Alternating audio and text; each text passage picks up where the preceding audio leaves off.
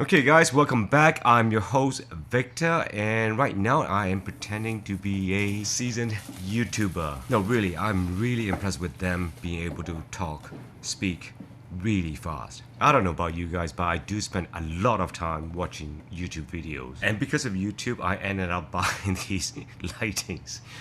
I was thinking about getting those professional equipment. I'm still debating whether I should get the LED tube made by Godox or the new Aperture 60X, I believe. Well, in my current stage, I think I would go ahead with the tube light because, well, it's a lot more compact compared to the more conventional studio lighting. And also all thanks to this monitor light bar made by Xiaomi. I mean, it's pretty nice to be able to put that light bar around the corners. It's out of sight, at the same time you get some ambience light. Well, just in case if you're curious about the screen light, it's pretty well made. It's pretty solid actually. But the only downside of it, it's not bright enough, which is, pretty understandable considering this is a screen light. I guess having a screen light does make your eyes slightly more comfortable. So yeah, I would recommend getting a Xiaomi light bar because the quality is very decent as a matter of fact. And most importantly, it's not expensive at all. And talking about price, studio lightings were so darn expensive back in the days. Well, I guess they are still expensive, but at least we have the option to get the more inexpensive ones. Brands such as Aperture, the Nanoleaf, or the Falcon Eyes. I mean, all of these guys are pretty well made and the price is somewhat inexpensive compared to the Broncolor, for example. It was only 6-7 years ago people were telling me never ever use a LED light for photography because, well, the light quality sucks.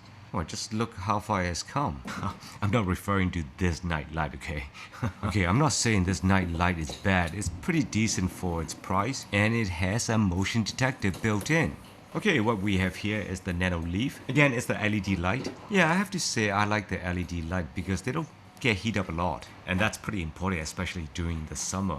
So what do I think about this Nanoleaf Canvas? Well, the box set came with 9 leaves, and having just 9 pieces is not enough to fill up a tiny wall. As a matter of fact, you will need a lot of these guys. So in other words, it will get pretty expensive. And because I bought this Nanoleaf out of my own pocket, at the same time they are not sponsoring me, so I would say this is a luxury product, sort of like a fancy gadget lighting. It's sort of fun to mess around with, but you will get bored with it very quickly.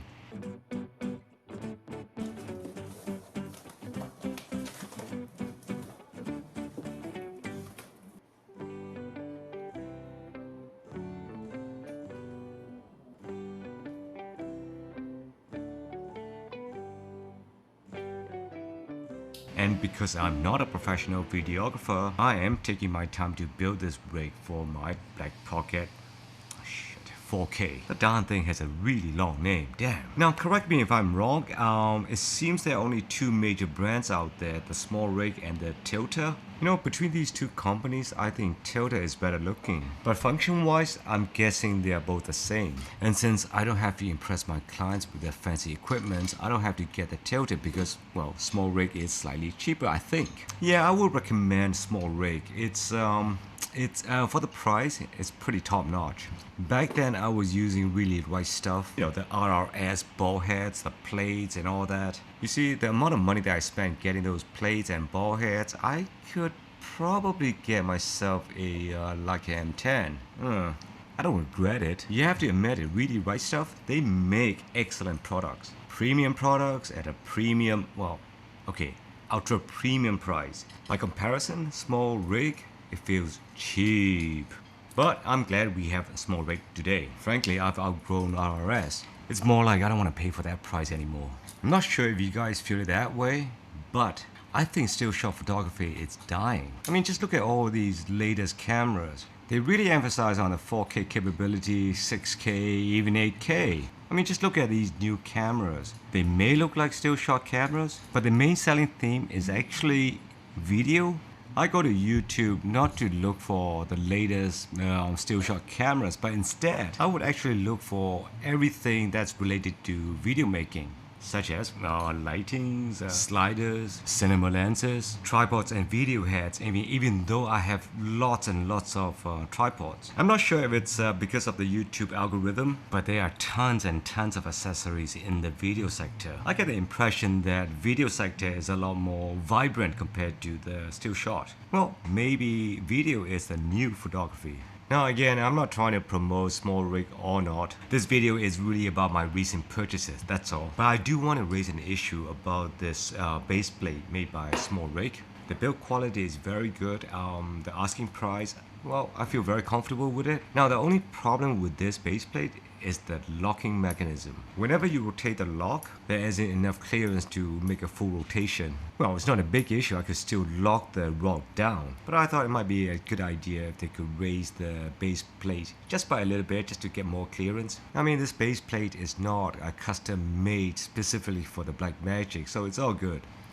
And finally, the highlight of this video. Well, you might be asking if this is any good, and I can honestly tell you I don't know, because this is my very first video head. And the reason why I've got this is because of the flat base. Like I said earlier, I have a lot of tripods, all of which are for still shot photography. So a flat base video head is more compatible to the conventional tripod. Anyhow, for this video head, I got myself this airy rosette extension arm as well. You know, I thought it'd be pretty cool to have two arms to steer the ball head. The video head as well as the extension arm, they both use the airy rosette. So technically they should fit, right? But the reality is yes and no. The screw knot that came with the extension arm is just too short, and therefore I am unable to, well, screw it in. I mean, they are both airy type rosette, and yes, they are compatible, but the missing link is the length of the screw. Okay, it's no one else's but my fault. So now I'm stuck with this extra piece of extension arm. You know, I'm not planning to return this item just because I have no use for it right now, because I'm pretty confident as time goes by, I'm gonna find some needs for it. Well, I have been playing around with this fancy video head, and I like this red paint in the center, which reminds me of Leica. The darn thing is pretty chunky. It holds the camera very firmly, the movement is smooth in all directions, and it sure does make the whole camera setup so darn heavy and bulky. We have the camera and lens, we have the external screen, the extra battery, the ball head, the cage, yeah, and even the massive tripod. So this setup here, it's basically for indoor studio use only. Well, it isn't that difficult to balance the head, but it did take me quite a bit of time because, well, I am very inexperienced. And once everything is fully balanced, I guess I have to say this video head is pretty darn smooth and solid. Now I'm curious how this Manfrotto would fare against Sachtler, but man, 10 grand for a ball head and a tripod? That's too much for me. So I would say at the meantime, this Manfrotto video head, it's plenty good. It's amazing as a matter of fact for my level. Well, now that I've completed the first initial stage of lights, camera and action, I'm in the market for more stuff such as a motorized slider. So if you're curious what I'm going to buy next, stay tuned guys. I will talk to you guys next time. Bye.